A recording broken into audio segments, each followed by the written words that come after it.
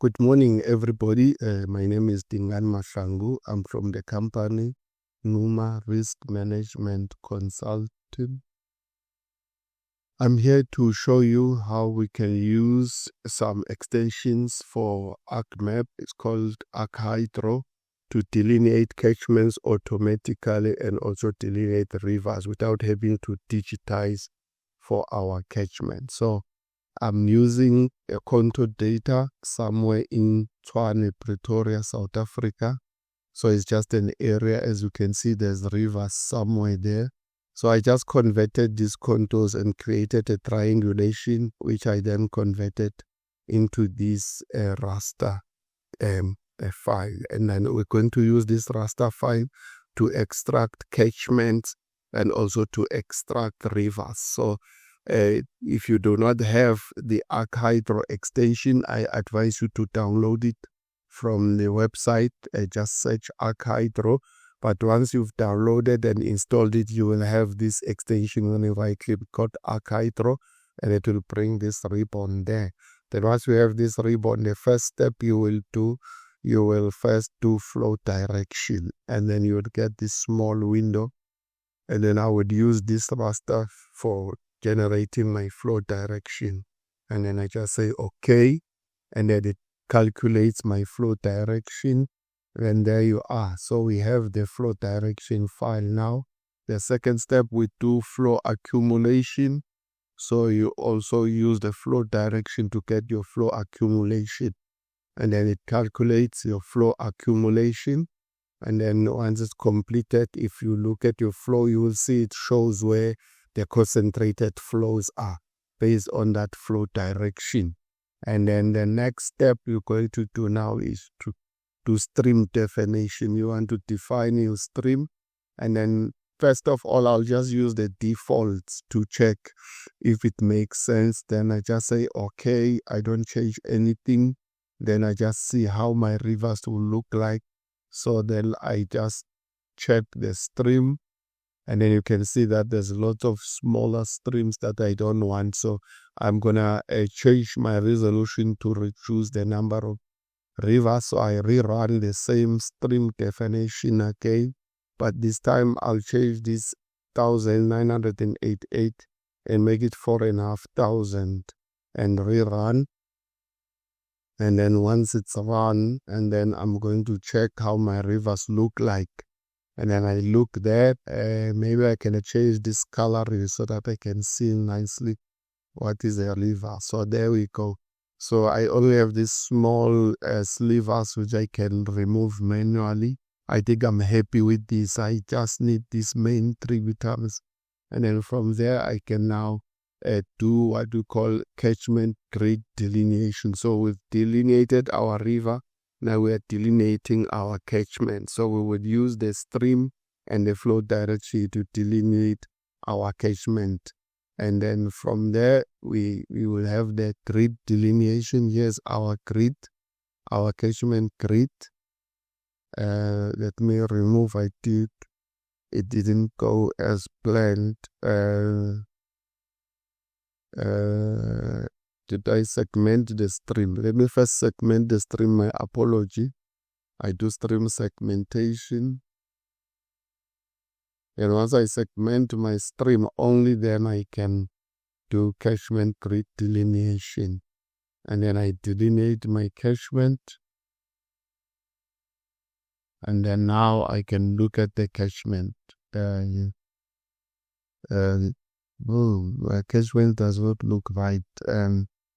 I'm just ready to understand what is it that I did not do correctly. This is stream lyric. Let me take my catchment segmentation. I'm using the flow direction for my catchment. I'm using the stream link for the delineation. Let me see now if it comes right.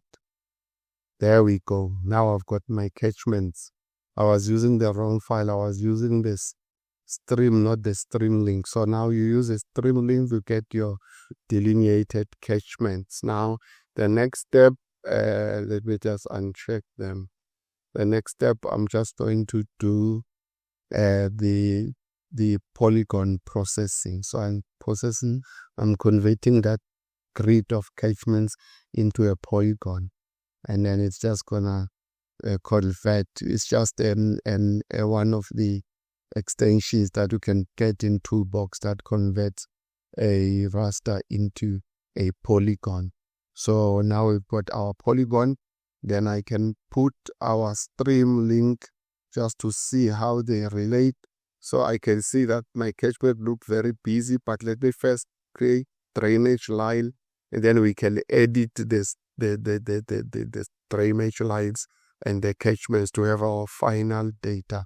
So I'm gonna say drainage line processing. So I'm converting the grid of these lines. So that purple line, brown and pink, we're gonna change them into a polyline from grid.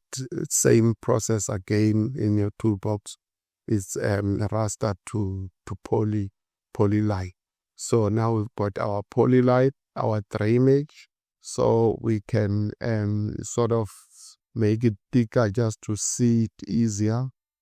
There it is. It's got the lines that we don't want, even our catchment. It's got other smaller catchments that we may need to match, but I'm gonna edit my drainage line and remove smaller catchments that I don't need. So I can remove that. I can remove this small one. I can remove that small one. And let me just make sure I don't edit the catchment down to edit the results. So this river, I may maybe like it to meet somewhere here to have my confluence there. So I can extend this river and let it come around there and bring this one so that they have a confluence somewhere here and they are set correctly. And then from there I can remove this smaller rivers here that I don't need. And then from there I can just check if my river is continuous. Check this one. I can match them to make them one river reach. So I just match, and I'll match with the bottommost one. And then I also come here, I check this one. I also match it with the bottommost one. And just to make sure that's the one. And then this one is okay, this one is okay, that one is okay. Maybe I can also zoom a bit here just to see. Maybe let me change my raster so that I can see better in terms of where the lowest points are. So I'm going to change the palette. I will use the triangulation palette and I'll apply.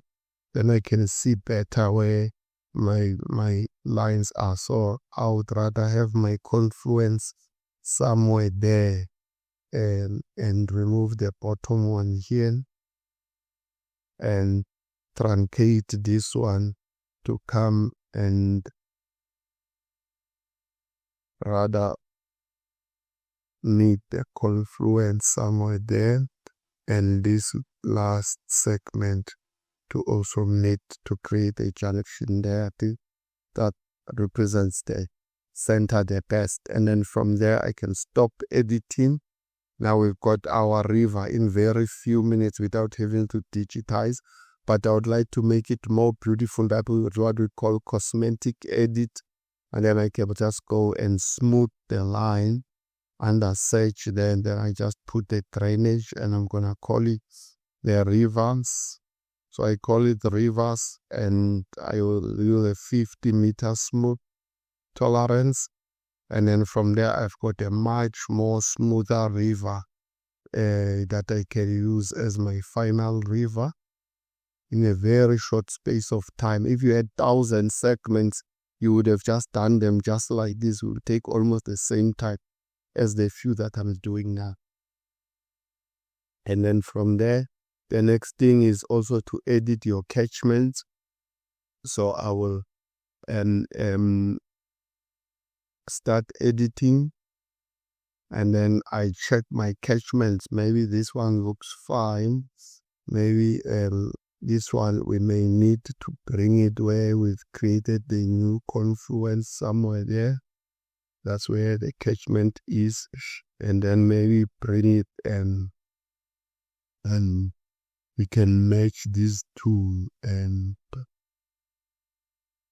maybe it's coming and it is there.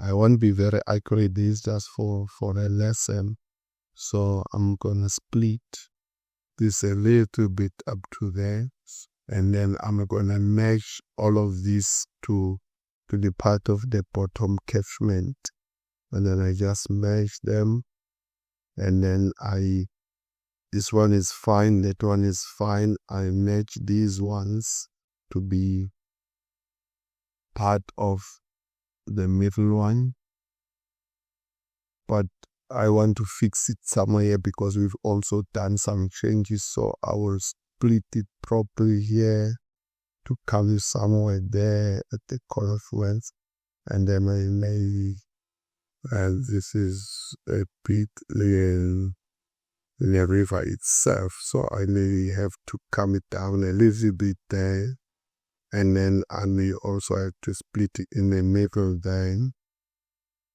And then now I can match these ones to be one river there.